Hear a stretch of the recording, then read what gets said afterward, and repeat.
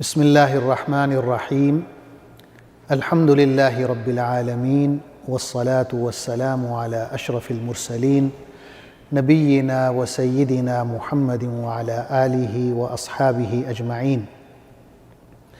ناظرین السلام علیکم۔ سیرت النبی صلی اللہ علیہ وسلم کے حوالے سے ہماری گفتگو جاری ہے اور آج اس سلسلے کا 51واں پروگرام ہے۔ حضور اکرم صلی اللہ علیہ وسلم نے فتح مکہ سے جب آپ واپس ہوئے سن 8 ہجری کے آخر میں، تو سن 9 ہجری کے آغاز میں آپ صلی اللہ علیہ وسلم نے مختلف قبائل کی طرف جو مسلمان ہو چکے تھے زکوٰۃ جمع کرنے کے لیے صحابہ کرام کو بھیجا۔ مولانا صفی الرحمن مبارک پوری اپنی کتاب الرحیق المختوم میں 16 صحابہ کا ذکر کرتے ہیں جنہیں آپ صلی اللہ علیہ وسلم نے مختلف قبائل کی طرف بھیجا کہ وہاں زکوٰۃ اکٹھی کر کے لائیں وہاں سے۔ اس کے علاوہ چند قبائل ابھی ایسے بھی تھے جو مسلمان نہیں ہوئے تھے اور ان سے خطرہ بھی تھا، تو ان کی طرف آپ صلی اللہ علیہ وسلم نے فوجی مہمات ارسال کی۔ 5 فوجی مہمات ہیں جن کا ذکر آتا ہے سیرت کی کتابوں میں۔ سب سے پہلی فوجی مہم جو ہے وہ نجد کی طرف ہے، قبیلہ بنو تمیم کی طرف۔ یہ مسلمان ہو گئے تھے لیکن اس کے بعد دوبارہ انہوں نے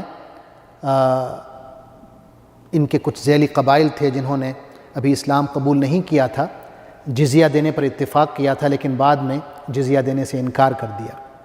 تو آپ صلی اللہ علیہ وسلم نے حضرت عیینہ بن حصن کو بھیجا ان کی طرف۔ عیینہ بن حصن فزاری رضی اللہ عنہ، آپ کی قیادت میں حضور صلی اللہ علیہ وسلم نے 50 گھڑ سوار ان کی طرف بھیجے اور آپ بہت تیزی سے سفر کرتے ہوئے گئے۔ رات کو آپ سفر کرتے تھے، دن میں چھپ جاتے تھے، اور آپ نے اچانک بنو تمیم پر حملہ کیا اور ان کے 11 مرد، 22 عورتیں اور 23 لڑکے گرفتار کر کے مدینہ لے آئے۔ مدینہ پہنچے ہی تھے کہ پیچھے بنو تمیم کا وفد بھی آ گیا۔ ان کے 10 سرکردہ سردار تھے اور وہ آتے ہیں اور آپ صلی اللہ علیہ وسلم کو اونچی اونچی آواز میں بلانا شروع کرتے ہیں کہ باہر آئیں، ہماری بات سنیں۔ اسی حوالے سے سورہ حجرات کی آیات بھی نازل ہوئیں جس میں حضور صلی اللہ علیہ وسلم کو بلانے کے حوالے سے جو آداب ہیں ان کا ذکر ہوا۔ تو آپ صلی اللہ علیہ وسلم نے قبیلہ بنو تمیم کا جو وفد تھا ان کا استقبال کیا، اور جب آپ صلی اللہ علیہ وسلم ظہر کی نماز پڑھا کے فارغ ہوئے تو اس وفد نے حضور صلی اللہ علیہ وسلم سے یہ خواہش ظاہر کی کہ ہم چاہتے ہیں کہ ہمارا جو وفد ہے وہ صحابہ کرام سے خطابت میں اور شاعری میں مقابلہ کرے۔ تو آپ صلی اللہ علیہ وسلم نے اجازت دے دی۔ تو ان کے ایک خطیب تھے اتارد بن حاجب، وہ کھڑے ہوئے اور انہوں نے تقریر کی۔ جب وہ مکمل کر چکے تو آپ صلی اللہ علیہ وسلم نے حضرت ثابت بن قیس رضی اللہ عنہ کو، جو خطیب اسلام ان کا لقب ہے، انہیں حکم دیا کہ آپ کھڑے ہوں اور اس تقریر کا جواب دیں۔ حضرت ثابت بن قیس رضی اللہ عنہ بہت ہی فصیح و بلیغ تقریر کرتے ہیں۔ اس کے بعد وہ اپنا شاعر کھڑا کرتے ہیں اور وہ اپنا کلام سناتا ہے۔ پھر حضور صلی اللہ علیہ وسلم حضرت حسان بن ثابت رضی اللہ عنہ کو، جو شاعر اسلام ہیں، انہیں حکم دیتے ہیں کہ وہ ان کے شاعر کا جواب دیں۔ وہ ان سے زیادہ فصیح و بلیغ انداز میں جواب دیتے ہیں۔ تو بنو تمیم کا جو سردار ہے اقرع بن حابس، وہ آخر میں کھڑا ہوتا ہے اور وہ کہتا ہے کہ ہم نے دونوں اطراف کے شعراء کو بھی سنا، خطیبوں کو بھی سنا۔ ان کا جو خطیب ہے یعنی مسلمانوں کا، ہمارے خطیب سے زیادہ فصیح و بلیغ ہے۔ ان کا جو شاعر ہے ہمارے شاعر سے زیادہ بڑا ہے۔ ان کی جو آوازیں ہیں ہماری آوازوں سے زیادہ بلند ہیں، اور ان کی جو باتیں ہیں ہماری باتوں سے زیادہ اعلیٰ ہیں۔ اور یہ کہنے کے بعد تمام وفد جو ہے مسلمان ہو جاتا ہے۔ حضور صلی اللہ علیہ وسلم بھی انہیں تحفے تحائف دیتے ہیں اور ان کے جو قیدی ہیں انہیں رہا کر دیتے ہیں۔ اس کے بعد جو فوجی مہم ہے وہ حضرت قطبہ بن عامر رضی اللہ عنہ کی قیادت میں ہے۔ آپ صلی اللہ علیہ وسلم انہیں قبیلہ خثعم کی طرف بھیجتے ہیں اور 20 صحابہ ان کے ساتھ ہیں، اور سخت جنگ ہوتی ہے قبیلہ خثعم کے ساتھ۔ کئی لوگ دشمن کے قتل ہوتے ہیں، کئی قید ہوتے ہیں، بہت سا مال غنیمت بھی ان کے ہاتھ آتا ہے۔ تیسری جو فوجی مہم ہے وہ حضرت ضحاک بن سفیان کلابی رضی اللہ عنہ کے قیادت میں ہے، اور یہ بنو کلاب ایک قبیلہ ہے اس کی طرف ہے، اور اس جنگ میں دشمن کا ایک شخص قتل ہوتا ہے۔ چوتھی جو فوجی مہم ہے وہ ایک بڑی فوجی مہم ہے جو حضرت علقمہ بن مجزز مدلجی کی قیادت میں ہے۔ حضور صلی اللہ علیہ وسلم 300 صحابہ کرام کا لشکر ان کے ہمراہ کرتے ہیں، اور یہ جو فوجی مہم ہے جدہ کے ساحل کے قریب آپ صلی اللہ علیہ وسلم کو اطلاع ملتی ہے کہ کچھ حبشی ہیں جو سمندر پار کر کے آئے ہیں اور وہاں انہوں نے پڑاؤ ڈالا ہے، اور ان کا ارادہ یہ ہے کہ اہل مکہ پر شب خون مارا جائے۔ اب اہل مکہ مسلمان ہو چکے تھے، اسلامی ریاست کا حصہ بن چکے تھے، تو مسلمانوں پر فرض تھا کہ ان کی بھی حفاظت کی جائے۔ تو آپ صلی اللہ علیہ وسلم نے حضرت علقمہ کو بھیجا 300 صحابہ کے ساتھ کہ ان حبشیوں کی سرکوبی کی جائے۔ آپ وہاں پہنچتے ہیں تو حبشی جو ہیں وہ سمندر میں واپس جا کے ایک جزیرے میں پناہ لے لیتے ہیں۔ حضرت علقمہ بھی ان کا پیچھا کرتے ہیں اور اس جزیرے تک پہنچ جاتے ہیں۔ اس سے جو حبشی فوج ہے انہیں یہ اندازہ ہوتا ہے کہ جو مسلمان ہیں وہ پرعزم ہیں اور وہ ہمارا پیچھا کر رہے ہیں، تو وہ پھر مزید وہاں سے بھاگ جاتے ہیں، فرار ہو جاتے ہیں، اور حضرت علقمہ جو ہیں واپس مدینہ آ جاتے ہیں۔ پانچویں اور آخری فوجی مہم حضرت علی رضی اللہ عنہ کی قیادت میں ہے۔ انہیں رسول اللہ صلی اللہ علیہ وسلم 150 صحابہ کے ساتھ قبیلہ تئی کی طرف روانہ کرتے ہیں۔ یہ قبیلہ تئی جو ہے یہیں سے مشہور سخی شخص حاتم طائی یہ ان کا قبیلہ ہے، اور وہاں یہ مہم بھیجنے کا جو مقصد ہے وہ یہ ہے کہ وہاں پر ایک بہت بڑا بت تھا جس کا نام قلس یا قلس بتایا گیا ہے، اور حضرت علی رضی اللہ عنہ کو یہ حکم تھا کہ اس بت کو گرانا ہے، اور قبیلہ تئی پر بھی حملہ کرنا مقصود تھا۔ تو حضرت علی رضی اللہ عنہ 150 صحابہ کا لشکر لے کر جاتے ہیں، جن میں 50 گھڑ سوار ہیں، باقی اونٹوں پر سوار ہوتے ہیں۔ حضرت علی رضی اللہ عنہ قبیلہ تئی پر حملہ کرتے ہیں، ان کا جو بت ہے قلس یا قلس اس کو گرا دیتے ہیں، اور قبیلے کے جو لوگ ہیں انہیں قید کر لیتے ہیں، جو مال ہے وہ بطور مال غنیمت کے اکٹھا کر لیتے ہیں اور سب کو لے کر مدینہ پہنچ جاتے ہیں۔ جو قیدی ہیں ان میں حاتم طائی کی بیٹی بھی شامل ہے۔ حاتم طائی کا جو بیٹا ہے عدی، جو اس قبیلے کا سردار ہے، وہ بھاگ جاتا ہے ملک شام کی طرف، اور اس کی جو بہن ہے حاتم طائی کی بیٹی وہ قیدیوں میں شامل ہے۔ اور مدینہ پہنچ کر یہ خاتون حضور صلی اللہ علیہ وسلم کے پاس جاتی ہے اور درخواست کرتی ہے کہ اس پر احسان کرتے ہوئے اسے آزاد کر دیا جائے، کہ کیونکہ جس کے حوالے سے اسے امید تھی کہ وہ پیچھے آئے گا چھڑانے کے لیے وہ لاپتہ ہے، اور والد فوت ہو چکا ہے، اور میں بوڑھی ہو رہی ہوں اور اس قابل نہیں ہوں کہ خدمت کر سکوں۔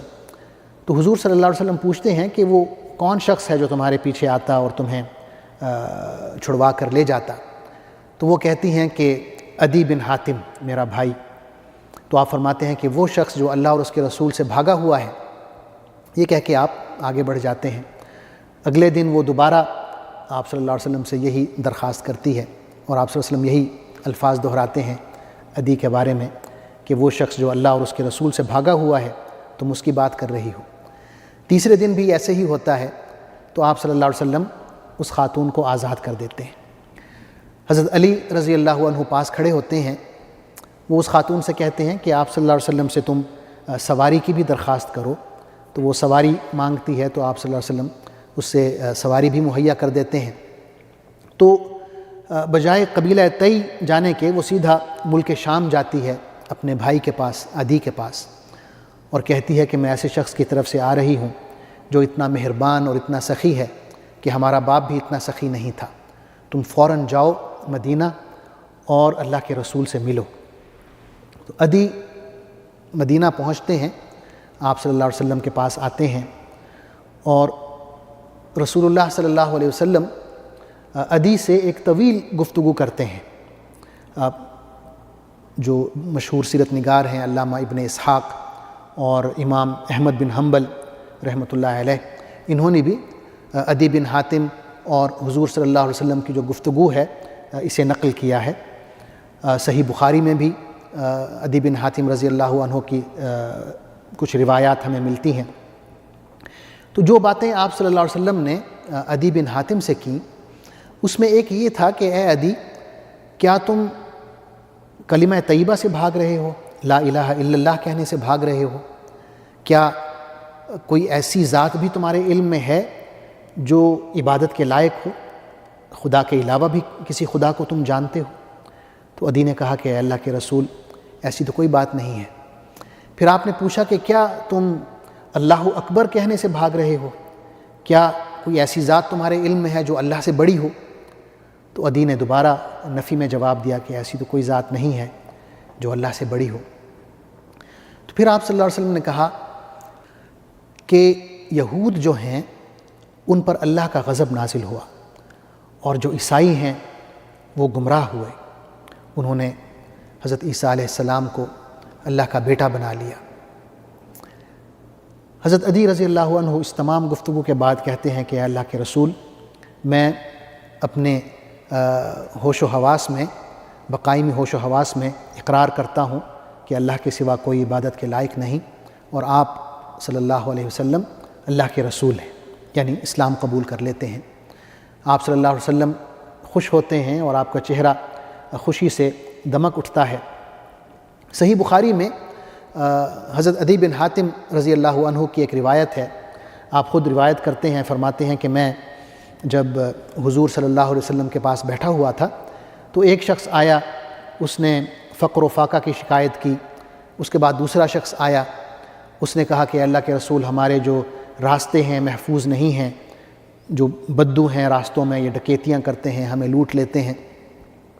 تو یہ سن کے آپ صلی اللہ علیہ وسلم نے مجھ سے کہا کہ اے عدی، اگر اللہ نے تمہیں لمبی عمر دی تو تم دیکھو گے کہ یہ جو شہر ہے ہیرا، یہ عراق کا جنوبی شہر ہے، یہاں سے ایک خاتون چلے گی اپنے اونٹ پر سوار اور سیدھا مکہ پہنچے گی، آ کر اللہ کے گھر کا طواف کرے گی، اور سوائے اللہ کے اسے کسی کا خوف نہیں ہوگا۔ پھر آپ نے فرمایا کہ اے عدی، اگر تم نے لمبی عمر پائی تو تم ایران کے بادشاہ کسریٰ کے خزانے فتح کرنے والوں میں شامل ہوگے۔ پھر آپ نے فرمایا کہ اے عدی، اگر تم نے لمبی عمر پائی تو تم دیکھو گے کہ لوگ اپنے ہاتھوں میں سونا اور چاندی لیے لیے پھر رہے ہیں اور لوگوں میں بانٹنا چاہتے ہیں، دینا چاہتے ہیں، مگر کوئی لینے والا نہیں ہوگا، یعنی اتنی خوشحالی آ جائے گی۔ پھر عدی رضی اللہ عنہ کہتے ہیں کہ میں نے پہلی دو نشانیاں تو دیکھی اپنی زندگی میں نے دیکھا کہ ایک خاتون ہیرا سے چل کے آئی عراق سے اور اکیلی مکہ پہنچی اور اس نے طواف کیا۔ لوگوں نے اس سے پوچھا کہ تم کسی سے ڈری نہیں؟ تو اس نے کہا ہاں، اللہ کا ڈر تھا، اللہ سے میں ڈرتی ہوئی آئی ہوں۔ پھر حضرت عدی نے فرمایا کہ میں ان لوگوں میں شامل تھا جنہوں نے ایران فتح کیا اور کسریٰ کے خزانے کھولے، میں ان میں شامل تھا۔ پھر انہوں نے کہا کہ اب میں بوڑھا ہو چکا ہوں، لیکن مجھے یقین ہے کہ تم لوگ وہ جو تیسری پیشین گوئی تھی حضور صلی اللہ علیہ وسلم کی کہ لوگ اپنے ہاتھوں میں سونا اور چاندی لیے ہوئے نکلیں گے اور کوئی لینے والا نہیں ہوگا، یقیناً وہ پیشین گوئی بھی پوری ہوگی۔ اور یہ پیشین گوئی جو ہے اللہ تعالیٰ نے پوری کی، لیکن یہ حضرت عمر بن عبدالعزیز رضی اللہ عنہ کے دور میں پوری ہوئی کہ لوگوں میں اتنی زیادہ خوشحالی تھی کہ دینے والے بہت زیادہ تھے لیکن لینے والا کوئی نہیں تھا۔ ناظرین، ان 5 فوجی مہمات کے بعد غزوہ تبوک ہوتا ہے۔ غزوہ تبوک کے حوالے سے تھوڑا سا پس منظر بیان کر دینا ضروری ہے۔ ذرا سا ہم پیچھے نظر دوڑائیں گے کہ غزوہ خیبر کے بعد جو یہودیوں کی طرف سے خطرہ تھا وہ ختم ہو گیا تھا۔ اسی طرح فتح مکہ کے بعد قریش کے لوگ مسلمان ہو گئے تو اہل مکہ کی طرف سے بھی جو خطرہ تھا وہ ختم ہو گیا۔ فتح مکہ کے بعد پھر غزوہ حنین ہوا، اس کی بدولت جو طائف کے لوگ تھے وہ بھی مسلمان ہو گئے۔ غزوہ حنین کے بعد بہت سے جو عرب قبائل تھے وہ بھی مسلمان ہوئے اور انہوں نے اپنے اپنے وفد جو ہیں مدینہ کی طرف بھیجنا شروع کر دیے۔ لیکن ایک طاقت اور بھی موجود تھی جو مسلمانوں کے لیے مسلسل خطرہ تھی، اور یہ اس وقت کی سب سے بڑی عسکری طاقت تھی، رومن ایمپائر۔ رومن ایمپائر سے مسلمانوں نے کیوں ٹکر لی، کیا وجہ تھی؟ پچھلے پروگرامز میں یہ عرض کر چکا کہ جب حضور صلی اللہ علیہ وسلم نے اس وقت کے بادشاہوں کو خطوط لکھے، انہیں اسلام کی دعوت دی، تو ایک خط حاکم بصرہ کی طرف ہی بھیجا جو آپ صلی اللہ علیہ وسلم نے اپنے صحابی حضرت حارث بن عمیر ازدی رضی اللہ عنہ کے ہاتھ بھیجا۔ آپ ابھی رستے میں ہی تھے کہ دمشق کا جو گورنر تھا اس وقت کا، جو رومیوں کی طرف سے عرب گورنر تھا، جس کا نام شرحبیل غسانی بتایا جاتا تھا، اس نے آپ صلی اللہ علیہ وسلم کے سفیر کو، ایلچی کو، نہ صرف یہ کہ گرفتار کر لیا بلکہ قتل کر دیا۔ یہ ایک بہت ہی گھٹیا حرکت تھی جو اس نے کی، کیونکہ اس وقت کا بھی جو انٹرنیشنل لاء تھا اس میں یہ بات مسلم تھی کہ ایلچیوں کو اور سفیروں کو قتل نہیں کیا جاتا۔ تو آپ صلی اللہ علیہ وسلم نے قتل کا بدلہ لینے کے لیے حضرت زید بن حارثہ رضی اللہ عنہ کو 3000 کا لشکر دیا، اور اس کے نتیجے میں جنگ مؤتہ ہوئی۔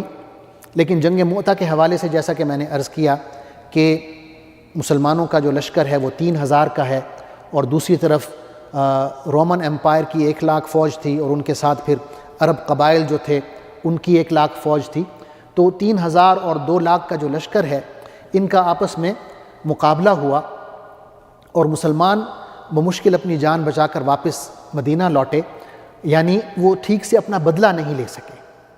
تو حضور اکرم صلی اللہ علیہ وسلم نے غزوہ مؤتہ کے بعد اپنی ایک جنگی حکمت عملی کے تحت بہت سے جو عرب قبائل تھے رومن ایمپائر کے نزدیک، انہیں اپنی طرف مائل کرنا شروع کیا، ان کے ساتھ معاہدے کرنا شروع کیے، اور بہت سے عرب قبائل ایسے تھے جو انہوں نے دیکھا کہ غزوہ مؤتہ میں ایک قلیل تعداد میں جو مسلمانوں کی تھی، ایک بہت ہی کثیر تعداد کو 2 دن کے لیے انگیج رکھا، ان کے ساتھ ان کے سامنے جم کر لڑے۔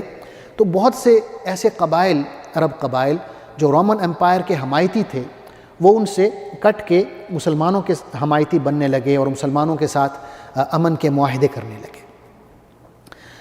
قیصر روم نے جب یہ دیکھا کہ یہ جو عرب قبائل ہیں ہم سے کٹ آف ہو رہے ہیں، ہم سے ہماری حمایت سے نکل رہے ہیں، تو اس نے جنگ مؤتہ کے تقریباً 1 سال کے اندر اندر ہی ایک بہت بڑی فوج تیار کرنا شروع کر دی اور مسلمانوں پر حملے کی تیاری کرنا شروع کر دی۔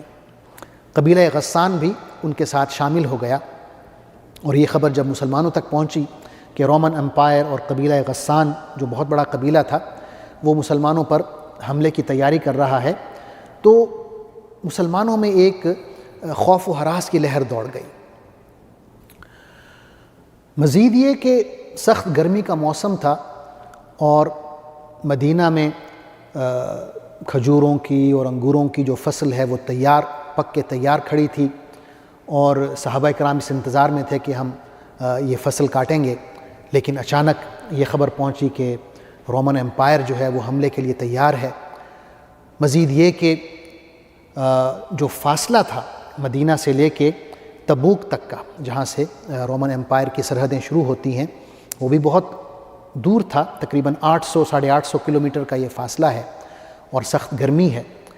لیکن حضور اکرم صلی اللہ علیہ وسلم نے یہ فیصلہ فرمایا کہ اگر ہم رومن امپائر کو اجازت دیتے ہیں کہ وہ پیش قدمی کرتے ہوئے مدینہ تک پہنچ جائیں تو اس سے جو اسلامی سلطنت ہے اس کو بہت خطرہ ہو سکتا ہے، اور ساتھ میں اسلام کی جو عسکری قوت ہے اس کی ساکھ کو بہت نقصان پہنچ سکتا ہے، اور یہ بھی کہ جو عربوں کی جاہلیت ہے اس کو ابھی ختم ہوئے زیادہ عرصہ نہیں گزرا، یعنی عربوں کی جاہلیت غزوہ حنین کے بعد تقریباً آخری سانس لے رہی تھی، اور اگر اس وقت سستی دکھائی گئی تو یہ دوبارہ زندہ ہو جائے گی، اور دوبارہ جو عرب قبائل ہیں وہ شرک کی طرف لوٹ سکتے ہیں۔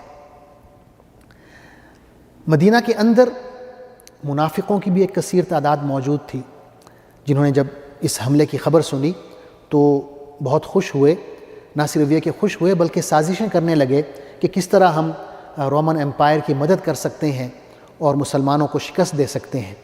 اس مقصد کے تحت انہوں نے مدینہ سے باہر ایک مسجد بھی تعمیر کی تاکہ وہ ان کی سازشوں کا ایک گڑھ بن سکے، اور اس غرض کے لیے کہ مسلمانوں کو شک نہ ہو، آپ صلی اللہ علیہ وسلم کو شک نہ ہو، انہوں نے آ کے آپ صلی اللہ علیہ وسلم سے یہ درخواست بھی کی کہ آپ آئیں اور اس مسجد میں نماز ادا کریں۔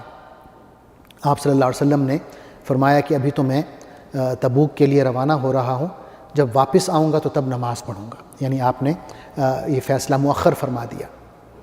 حضور صلی اللہ علیہ وسلم نے صحابہ کو حکم دیا کہ غزوہ تبوک کے لیے تیار ہو جائیں، اور آپ صلی اللہ علیہ وسلم نے کس طرح اس جنگ کے لیے تیاری کی، کس طرح صحابہ کرام رضوان اللہ تعالی علیہم اجمعین نے بڑھ چڑھ کے اپنا مال خرچ کیا اور 30,000 صحابہ کا لشکر تیار کیا، اس کی تفصیل انشاءاللہ میں اگلے پروگرام میں عرض کروں گا۔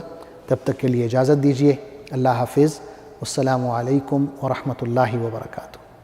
اللہم صلی علی سیدنا محمد وعلی آلہ وصحبہ وسلم۔ اللہم صلی علی سیدنا محمد وعلی آلہ وصحبہ وسلم۔